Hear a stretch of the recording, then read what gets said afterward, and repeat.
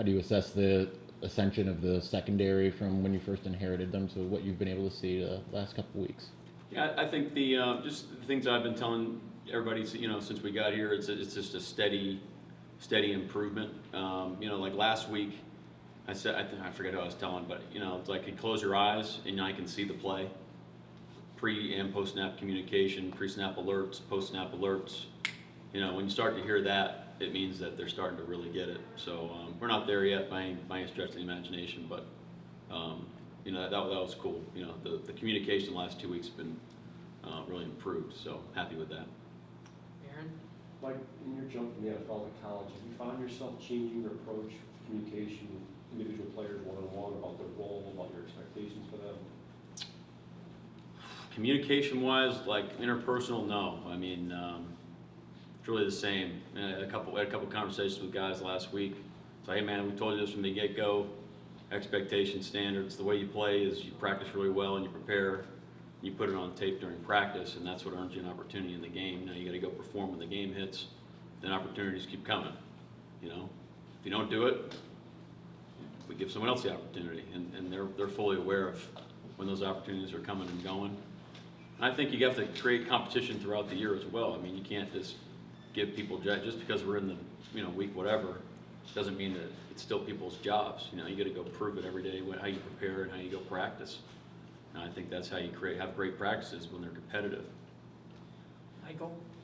With the coaches and the mentors that you learned from over the years, was there a philosophy that you kind of adopted in terms of facing a really elite receiver, whether it's traveling a guy or bracket coverage, or are there things that you like? There's several things you can do. I am not going to tell you that right now. No, I just meant more broadly speaking. Do coaches sure, yeah, I mean, have a philosophy that they learned from? I think there's a lot of things going on there. One, your defensive personnel, the situation in the game. You can't double a guy every snap.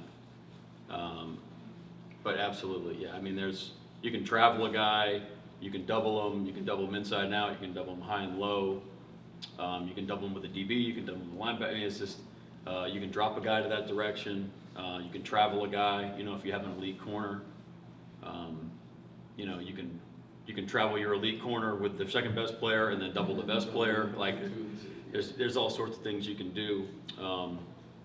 You learn that from football Twitter. When I'm on that too. So.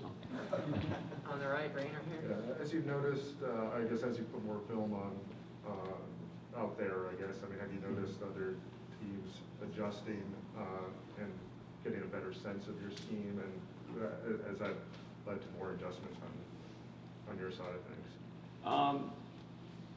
Yeah, I'd say, I think the thing that shows up more so is you see some of the similar formations from week to week that you don't necessarily see on the team's previous tape. So I think they're looking for certain things out of certain presentations.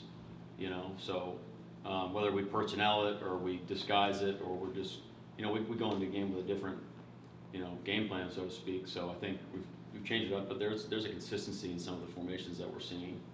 You can use that to your advantage as well, where they think they're getting something, you can take it away from them. How much has it been a learning process for you, as just getting some familiarity again with the college game and such over the course of the season? I'm learning a lot. If you're not learning and you're not from week to week or day-to-day, process, you're not doing your job. There's so many things now.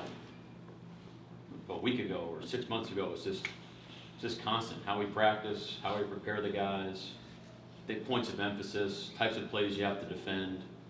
All those things are. It's a constant evolution. I think if you're just sticking to your guns, we did it, this way against Washington. Well, I think that's a mistake. So, definitely learning a lot.